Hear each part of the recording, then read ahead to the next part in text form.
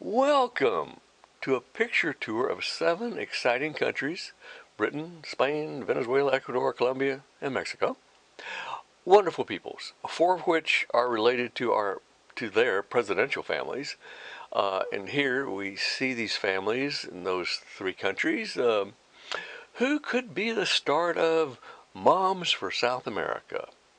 With Miss TV host Caracas, Venezuela, Miss Ecuador, runner-up Miss Universe, and virtual Miss Bogota, well, who was an attorney and secretary to President Uribe. But most of all, the friend of Archbishop Cisneros, TV radio host, and who Cisneros, the Archbishop, who was also a friend of Pope John Paul, who came to Cuenca, Ecuador, and he gave me the picture of them to copy and keep and sign. So we share these travels and experiences in order to provide a background of a vision long ago received for the New World, like the vision of James Monroe and our founding fathers, with a New Testament for the New World. Monroe codified what many believed was a special calling for the Americas as a land of promise. But promise from whom? Not kings and nobles, but a promise encoded in an idea, a very ancient idea codified by the Greeks that became one nation under God, indivisible, with liberty and justice for all. The problem with Monroe's Declaration of Independence from kings and nobles is that Mexico, Cuba, and most all of Central and South America were not included because the European tyrants held sway. So today, we look to St. John Paul and St. Ronald Reagan's divine act with President Gorbachev in saving Russia from communist tyrants to become Christian again, and ask, is this possible with President Trump and Pope Francis to do the same and consecrate the Americas from Alaska to Argentina to Christ as one Christian continent? Is that possible? The reason it may be possible is Solomon's new temple built in Sao Paulo, Brazil.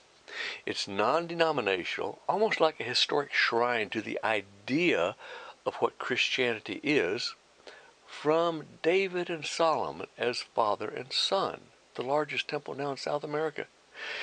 But it's not really about religion. It's about the ontological meaning of religion, and Jesus Christ being the way and the true path to human evolution. So could Pope Francis and President Trump emblematically recognize this great temple and proclaim all the Americas under Christ, with Jesus as the ark of our covenant. Well, one idea for this is, as we see, is God's house as one house with many rooms, called denominations. Certainly one may be more significant than the other, but remember, Jesus walked through walls and addressed those he chose. Those who he chose, he addressed. That was significant from a carpenter of Galilee. But if we think of the idea of the imitation of Christ in our own lives, I remember I followed kind of the Course in Dreams with John Bunyan, Pilgrim's Progress, and later Course in Miracles, Marianne Williamson, in my studies to get an AA. I started out at diesel mechanics for ocean navigation, steering the merchant marines, then went to 7 other colleges, essentially 1 year each: shrimp farming, Texas Sea Grant; prawn farming, Australia; prawn farming, Taiwan; psychology, SMU; anthropology at the University of Mexico, with Carlos Castaneda's group of Naguals, yes, and then a quick BA in geology at CW and OSU, then a TESOL certificate from CU, Seattle, then a GIS and broker certificate study in real estate with a master's attempt at the University of Sydney in Australia. Well, the idea is that Jesus never followed Alice down the rabbit hole for a PhD. So I was imitating him and tried to use sonar to detect the meaning from above of what is below. This is why I like geology enough to spend 10 years with my department in freelance hunting the origins of the first Americans when we discovered the Kennewick Man on the Columbia River. But several events would add a supernatural dimension to all these travels. So the supernatural event actually was 1970 when I had the born again experience like Franklin Graham described and like John Denver, George Burns, and Oh God. But uh, we began in 1981 being in Bosnia, the old Yugoslavia, which is now called Medjugorje, during the assassination attempts in 81 on John Paul and Reagan. They were just a month apart. And this was 2 years after Reagan came to SMU with Roy Rogers to give us a very fun talk before his election. Okay. Second was 5 years later in 1986 being invited in Christchurch to go and meet the Pope with the Senator Byrd's secretary, where we went to this little church outside of town and sat there with a group, and then the group ran, and then leaving us with the four to witness something out of the sky that surely came from Fatima. And then this was a month after traveling all of Australia by an old Land Cruiser and having a near-death experience. An encounter like the two assassination attempts on John Paul and Reagan in 81. And years later, I realized that those events were connected because John Paul and Reagan together consecrated Russia with Gorbachev as a result of those two assassination events, spiritually speaking, from the supernatural.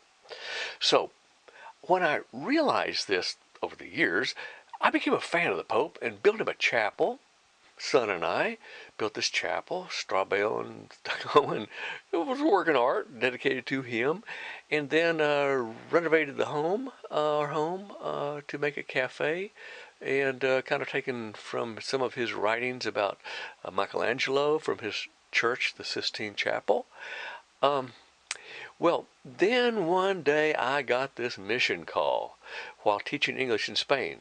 He says, "Go to Venezuela, Ecuador, and Colombia and spread this message that I will give you there." I said, wow, okay, what a concept. Well, I did, because I had been raised with the Greek Orthodox friends in Dallas, and along the way attended all the denominational churches and even baptized with the Mormons later in a travel log out of Mexico, Central and South American journeys. But eventually it was baptized here at the Archbishop's Church in Ecuador, in Cuenca. So the reason for writing this book about the details of those travels is the idea that everything that happened was written in that book I received in 1970, the Born Again Experience, after that year in Mexico with Carlos Castaneda's group of seancers, like our Edgar Casey ARE group after high school years ago. And this book was like Pilgrim's Progress, a dream, with someone like Jesus speaking to me, I encountered in the dream with three oracles later outside the dream along the way that would prophesize the next 40 years of my life. Of course, I didn't believe it. I forgot about it, but until I began to realize it and put the dots together and realize that, wow, all this was spoken in that dream. So the dream is really the main thing of this book. And so it was like the supernatural event seen in Christchurch with the Pope. Now, not exactly a religious person, more of a science person. I've read all the saints, but I'm a science guy. Nevertheless, all these events became like a composite puzzle with one picture.